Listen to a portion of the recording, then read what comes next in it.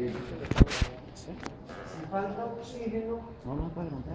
la célula inmediatamente va a tener un problema que disminuye la reserva de ATP. ¿Sí?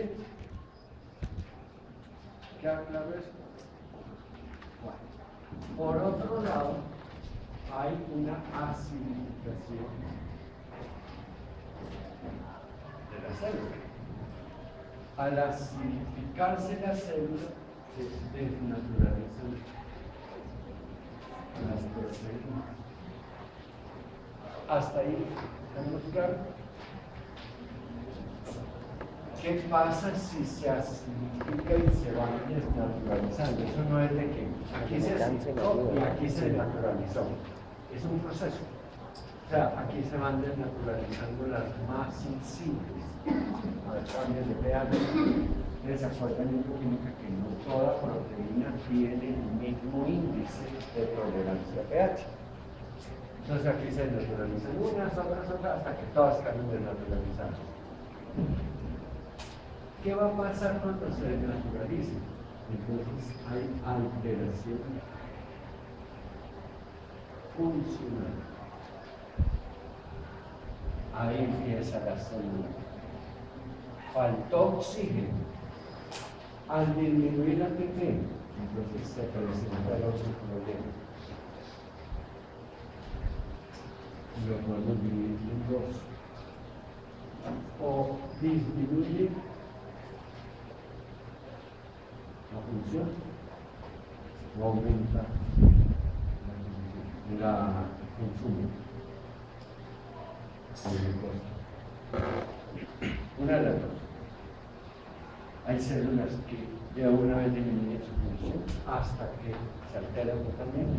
Hay células que aumentan el consumo de glucosa y se acidificarán más rápido. ¿Cuánto tiempo transcurre entre esto y esto?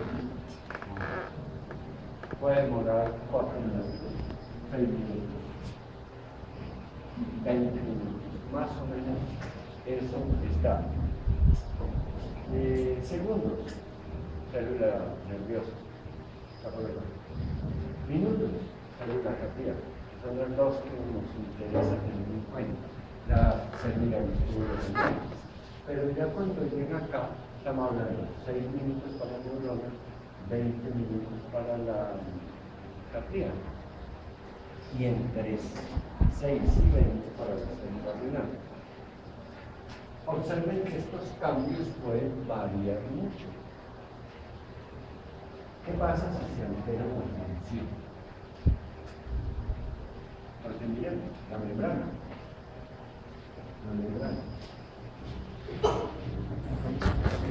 Se alteran las bombas protónicas.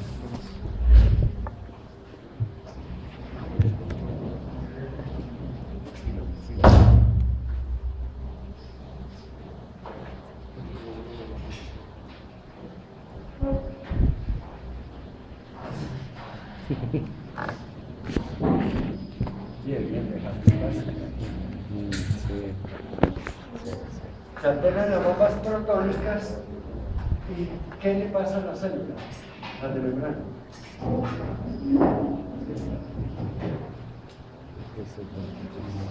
Información celular de uno. Citoesqueleto.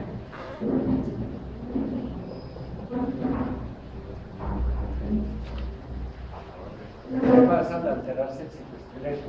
Se dañan las uniones, se pierde la resistencia de la célula y el tejido hay reblandecimiento.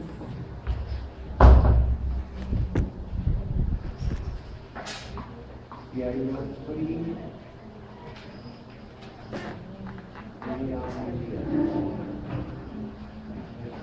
El tejido se vuelve blanco y frío. Las células se vuelven compactas. Pero además, cuando se naturalizan las proteínas, viene otro fenómeno. Capta muy fácil la toxina, ya no colorea el núcleo, Entonces, aquí hay una captación aumentada de eosina. Y la célula se vuelve célula fantasma. Si estamos hablando de neuronas, hablamos de la célula roja o la neurona roja.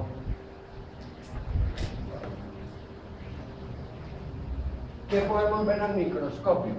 Eso no se ve al microscopio. ¿Qué podemos ver macro? El relanzamiento. Pero esto y esto se dan casi al mismo tiempo. ¿Cuándo? Bueno, veamos más bien acá y le digo cuándo.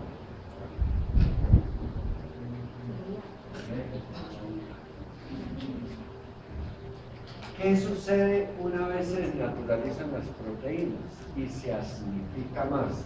Entonces viene el ingreso de calcio. Ese ingreso de calcio produce activación de enzimas hidrolíticas. ¿Qué hacen las enzimas hidrolíticas? Difieren la célula. Y aquí se manifiesta por presencia de detritos celulares. ¿Qué es detrito? Es un término técnico para referir a pedazos, fragmentos. Hay fragmentos celulares. Ya las células que eran células fantasma ahora son pedacitos. ¿Pero de qué color? Todos estos detritos son eosinófilos.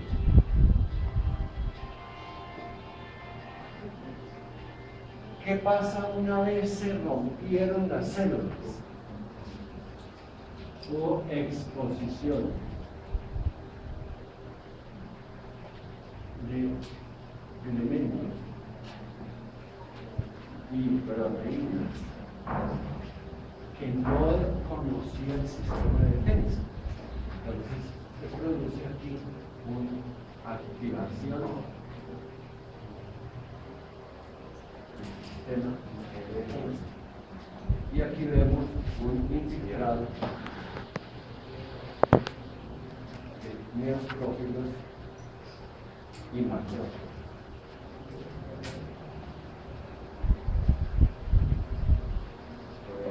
¿Eso a qué lleva? A barrer, aquí se barren todas las células muertas, se barren detritos. Luego viene un fenómeno de reparación que termina en fibrosis. Generalmente, si no hay mucho daño tisular, pues no se nota la fibrosis. Si hay mucho daño tisular, queda la fibrosis. Como ven, aquí empieza, aquí empieza.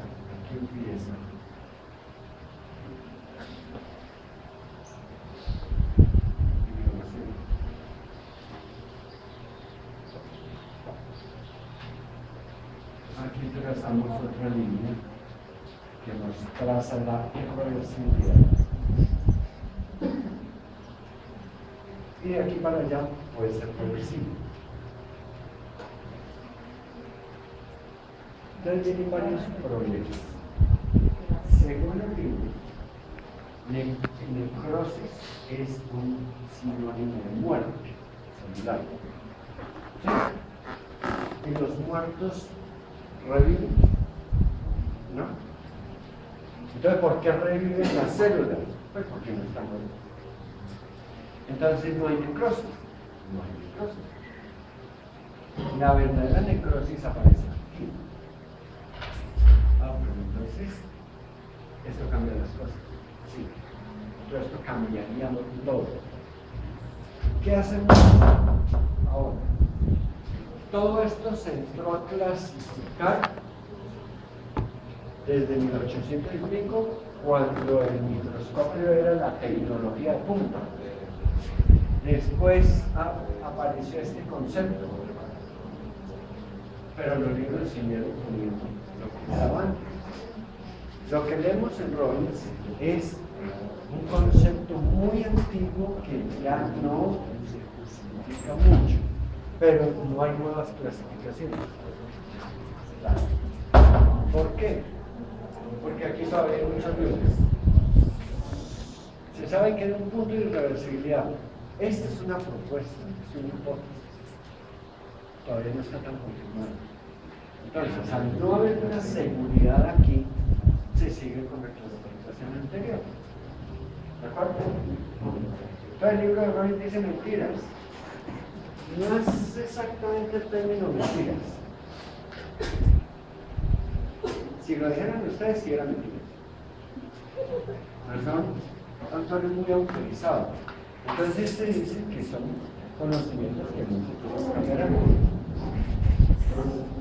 ¿Cómo denominan los autores a esta supuesta muerte celular, donde había células fantasma? Entonces lo llamó necrosis. Coagulativa. O de coagulación. ¿Por qué coagulación? Por la desnaturalización.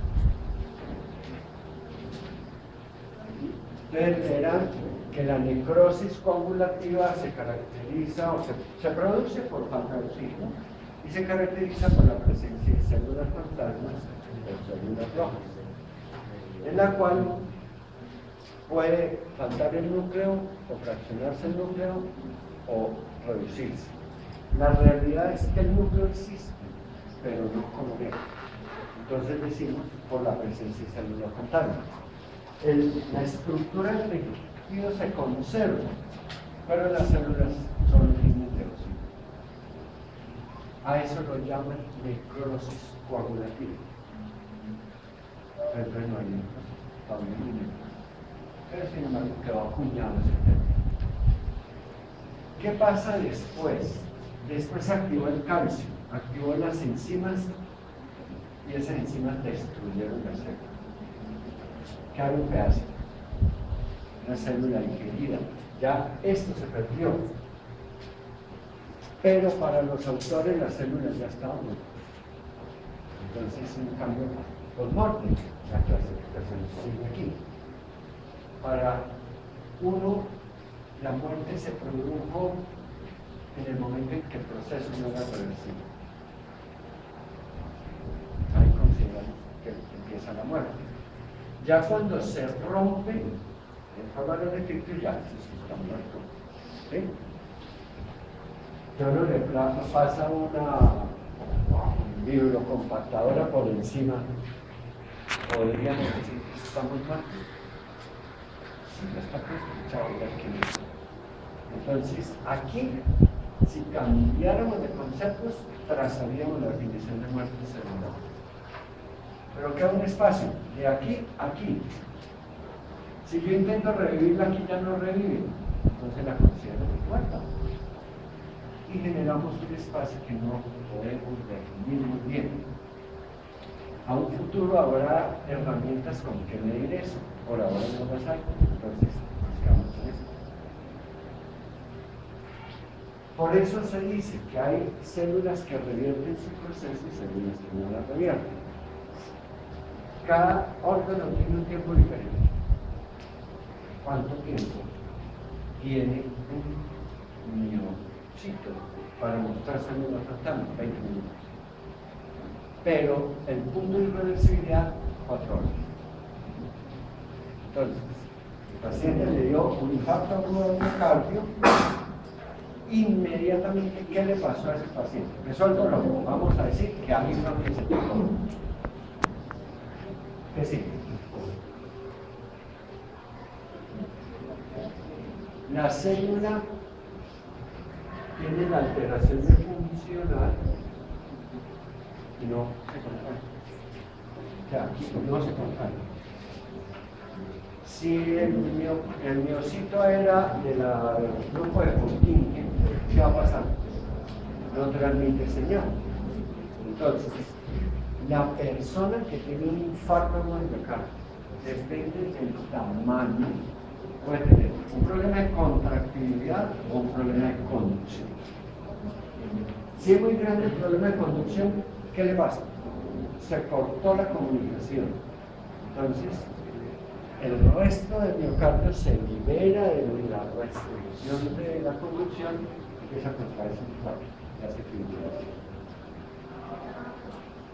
Acuérdense que el sistema de conducción lo que hace es regular. Regular es evitar que se contraiga indefinidamente. Pero si la lesión fue muy grande y afectó con miocitos de contracción, ya la contracción no alcanza a bombear lo suficiente. Y entra, como vamos a ver en cardio, en insuficiencia cardíaca o en falla cardíaca. Si el daño fue muy pequeño, no va a afectar nada, en absolutamente nada. Del dolor no pasó nada. Si voy a urgencias, me ve el cardiólogo, paso a hemodinamia, me cateterizan por la femoral, llegan a las coronarias y disparan TPA, que es el trombolítico natural nuestro. Entonces va a disolver el trombo, el tapón, vuelve a repercutir y esto que no han llegado a contener ese cáncer se normaliza. ¿Y qué viene? Se infartó, vienen otras pocas contradicciones porque la definición de nosotros a veces nos matan las definiciones. No, simplemente sí se había infartado, pero no había muerto en la célula y regresan a la normalidad. Resulta que pasaron más de 4 horas. Ya ingresó calcio, destapé la coronaria y ese oxígeno va a un radical libre y daña los miocitos que están muertos. Grande el problema. No, se pasaron 4 horas y decidí no reperfundir. De todos modos, el ataque del sistema de defensa produce radicales libres y me abre un poquito la zona local. Entonces, si ingresó con un infarto de 5 centímetros cúbicos y me va a caer con un infarto de 12 centímetros cúbicos. Si lo reperfundí cuando no era, me queda con un infarto de 30 centímetros cúbicos. ¿Sí? Esto lo vamos a ir manejando cuando entendamos cómo funciona el sistema de defensa, etc. Hasta ahí, ¿hay claridad con esto? Me hace extraño que haya claridad. ¿Leyeron algo de Robbins? ¿La verdad? No.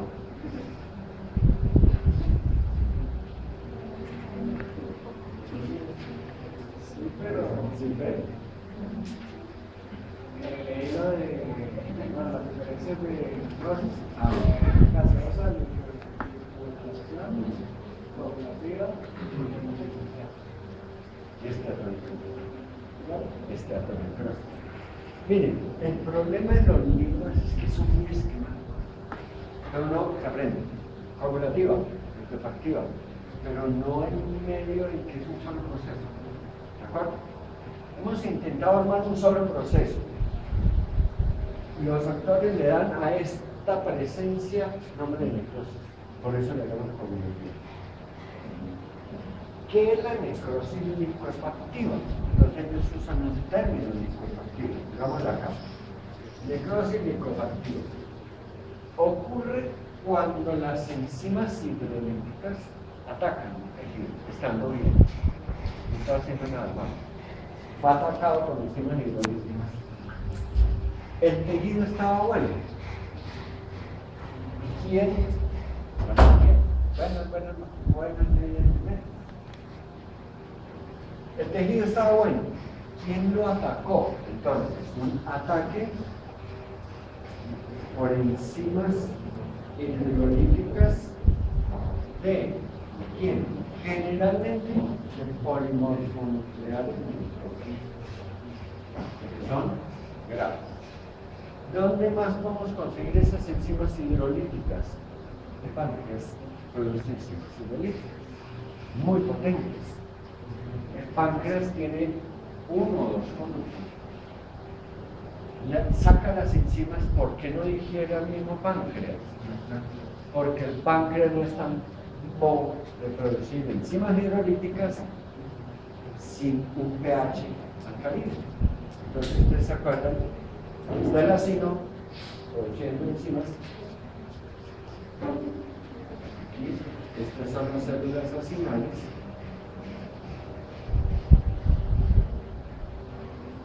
Aquí se forma el conducto, estas son ductales. Y unas células de acá, que las llamamos centro acinal, producen bicarbonato. ¿Sí se acuerdan de eso? El conducto, todo esto se llena de bicarbonato. Entonces la enzima sale a un medio muy alcalino.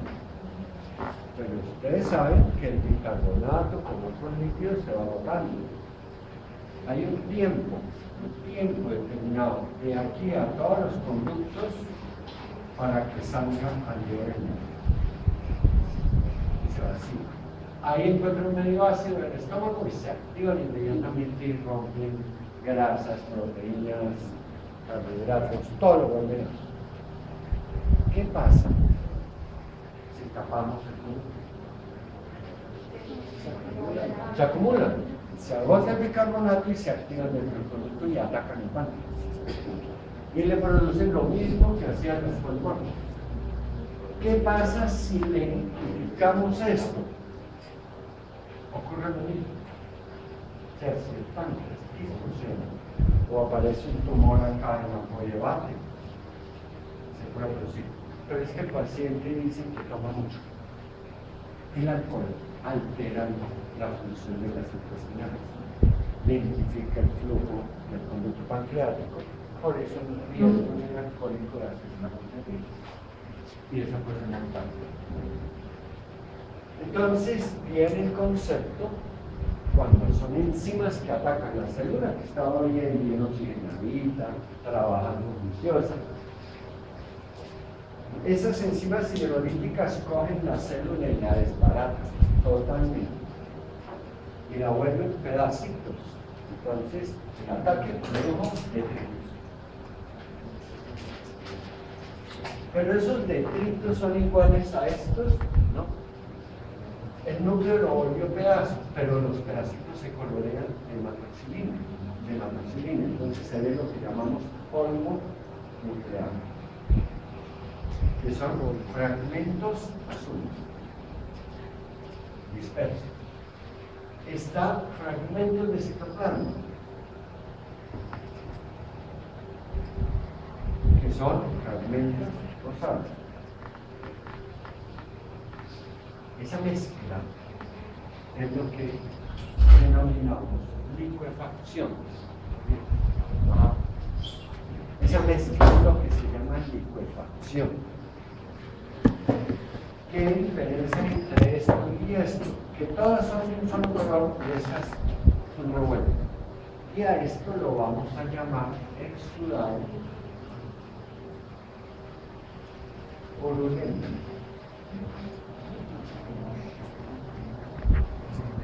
Comúnmente conocido como pus.